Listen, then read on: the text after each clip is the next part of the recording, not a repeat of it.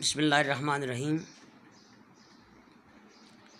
Rabbi इश्रह ली सदरी व यस्सिर ली अमरी वहलुल उक़दतम मिन लिसानी यफ़क़हू क़ौली। अल्लाहुम्मा सल्लि अला सय्यिदिना व मौलाना मुहम्मदिन व अला आलिहि व सहबिहि व बारिक वसल्लम। अज़ीज़ तलबा, अस्सलामु अलैकुम व रहमतुल्लाहि व बरकातुहू। आज हम इस्लामियात लाज़मी HSSC 1 के लेक्चर नंबर 14 की इब्तिदा कर रहे हैं, जिसके बाब दोम अरकान इस्लाम में से हज के मुताल्लिक़ पढ़ने की सआदत हासिल कर रहे हैं कि अरकान इस्लाम में से हज के मुताल्लिक़ अल्लाह और अल्लाह के रसूल सल्लल्लाहु अलैहि वसल्लम ने हमें क्या अहकामात अता किए हैं और क्या चीज़ें इसके अंदर बयान की गई हैं।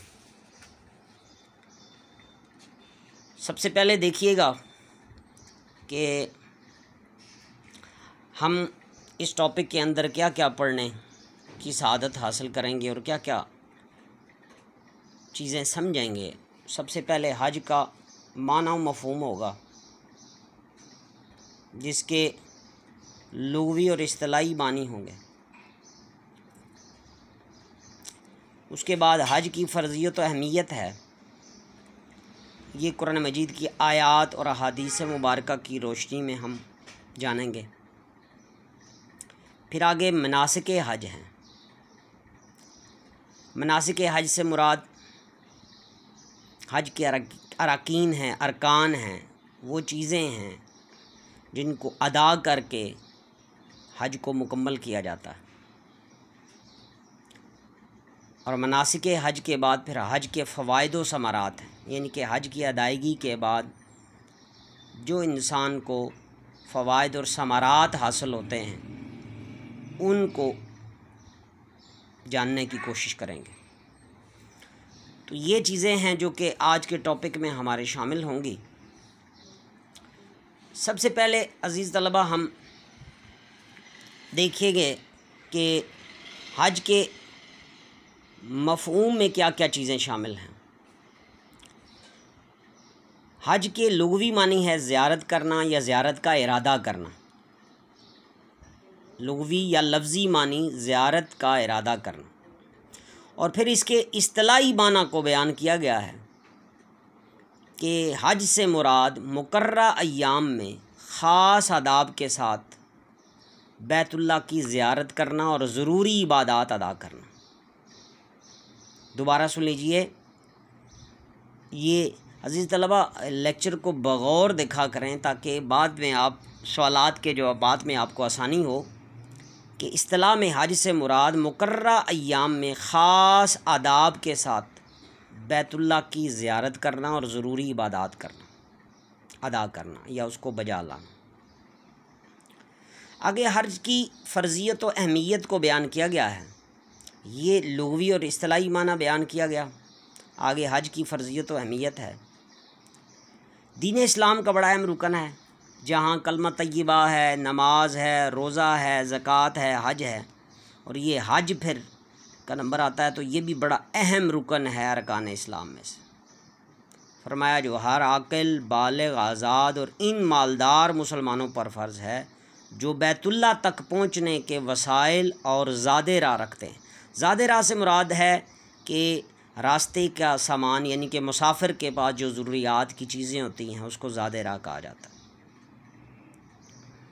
हज की फ़र्ज़ियत व अहमियत के अनवानात यहाँ पर नीचे उसको वाज़े किया गया, लेकिन सबसे पहले ऊपर फरमाया कि बैतुल्लाह तक पहुँचने के वसाइल और जिसके पास सामान, यानी कि ज़ादे राह मौजूद हो।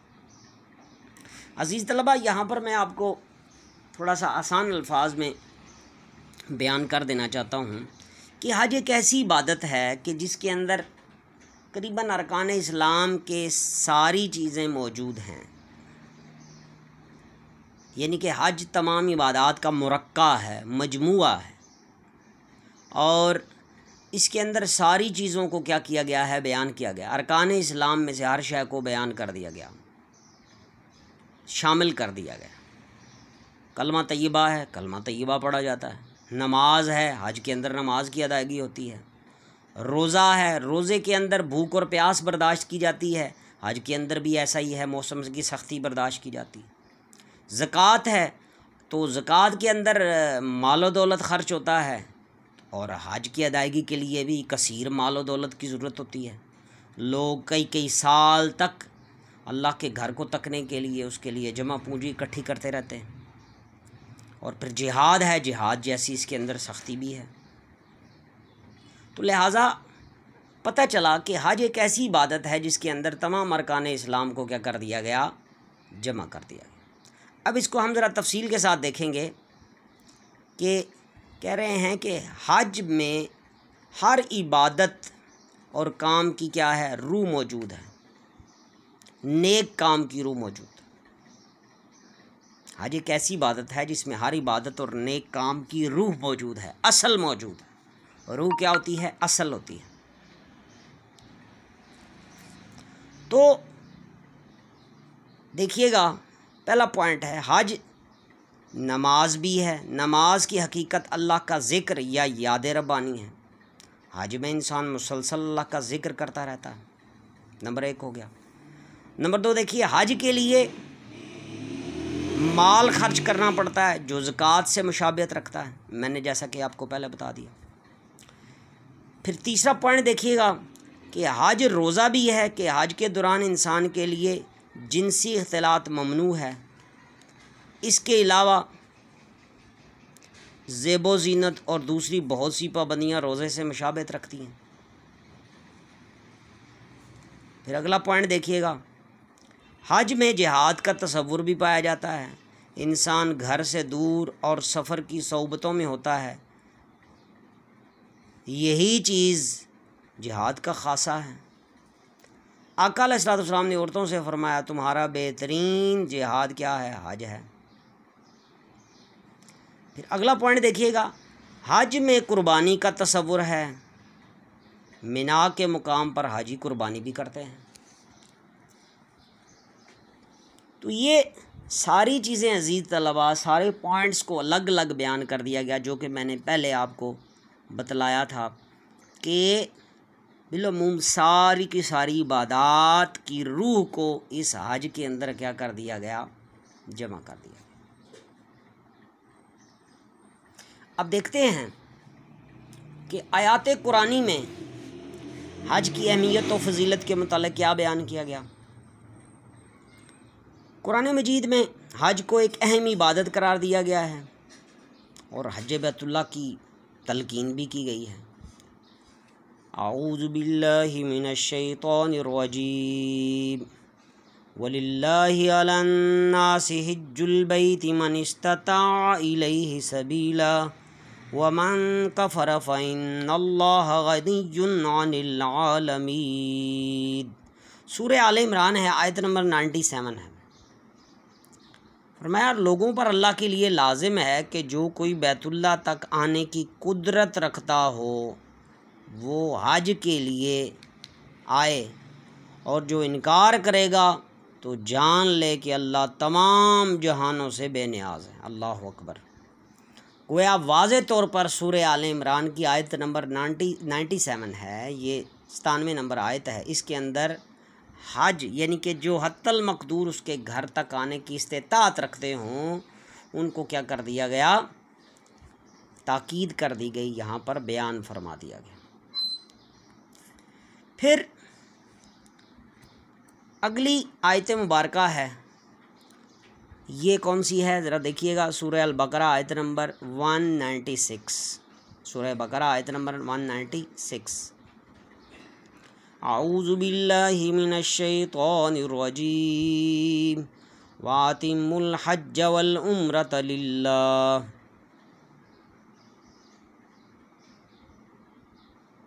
इरशाद फरमाया, और अल्लाह के लिए हज और उम्रा पूरा करो, और अल्लाह के लिए हज और उम्रा पूरा करो। ये आयातें मुबारका हैं कि जिनके अंदर हज की फ़र्ज़ियत और अहमियत को क्या कर दिया गया, बयान कर दिया गया। फिर आगे आका अलैहिस्सलाम की कसरत से अहादीस मुबारका हैं कि जिसमें हज की फ़जीलत और अहमियत को बयान किया गया और हज की तलकीन की गई। उनमें से चंद हम देखते हैं हदीस मुबारका। या अय्युहन्नासु इन्नल्लाह फ़रदा अलैकुमुल हज्ज फ़हज्जू, ऐ लोगो अल्लाह ने तुम पर हज फ़र्ज़ किया है, लिहाजा हज करो। दूसरी हदीस मुबारका देखें, काला काला रसूलुल्लाह सल्लल्लाहु अलैहि वसल्लम अल हज्जुल मबरूर लैसा लहू जज़ाउ इल्लल जन्नह, मकबूल हज का बदला जन्नत के सिवा कुछ नहीं। सुभान अल्लाह, यानी कि हज करने वाला अल्लाह रब्बुल इज़्ज़त उसको जन्नत अता फरमाता है और मकबूल हज का बदला जन्नत के सिवा कुछ नहीं। फिर आका अलैहिस्सलाम की हदीस मुबारका मन हज्जा फलम यरफुस वलम यफसुक रजा कमा वलदतहु उम्मु, जिसने हज किया और बेहयाइयों और नाफरमानियों से बचा रहा तो वो ऐसा पाक और साफ़ होकर लौटा जैसा उसकी माँ ने अभी उसको जना हो। सुभान अल्लाह, गोया हज करने के बाद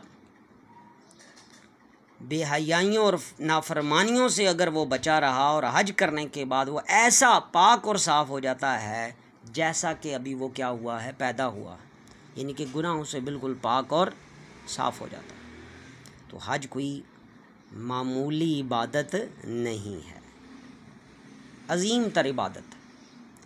फिर आका अलैहिस्सलाम की हदीस मुबारका देखिए, आका अलैहिस्सलाम ने इरशाद फरमाया जिस शख्स को किसी बीमारी ने या किसी वाकई ज़रूरत ने या किसी ज़ालिम हाकिम ने रोक ना रखा हो और वो इसके बावजूद हज ना करे तो वो चाहे तो यहूदी मरे चाहे नसरानी, नसरानी का मतलब ईसाई,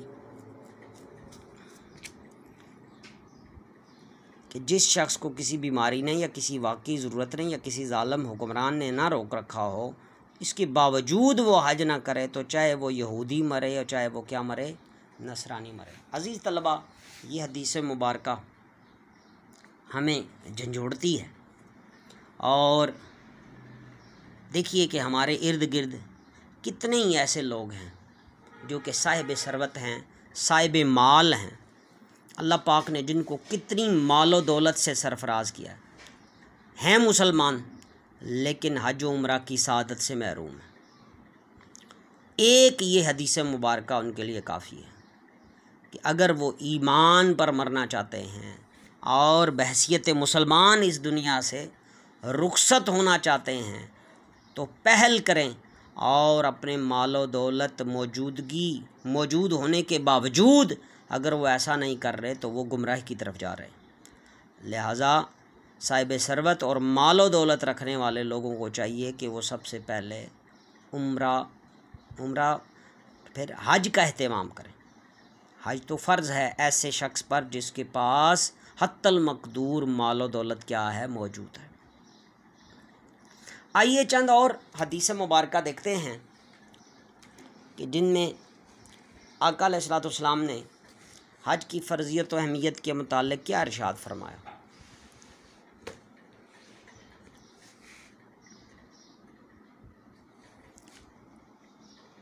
हज और उम्रा का बयान है।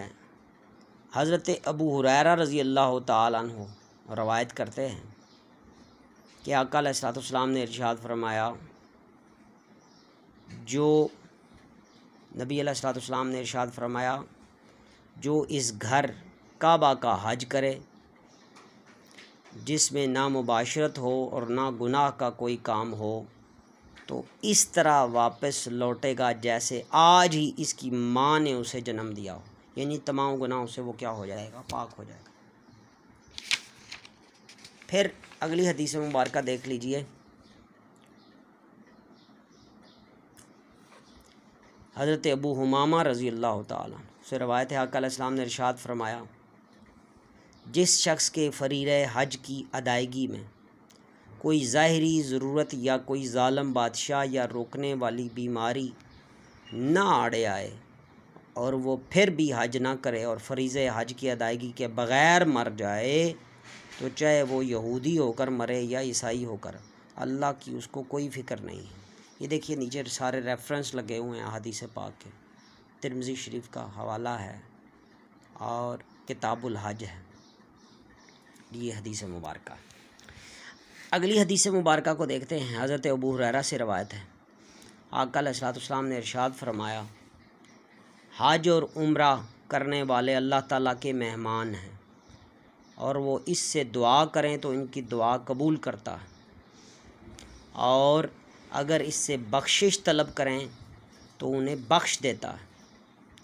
एक रवायत में जिहाद करने वाले, हज करने वाले और उम्रा के करने वाले के अल्फाज भी, यानी कि हज करने वालों के गुनाह को अल्लाह पाक क्या कर देता है, माफ़ फरमा देता है।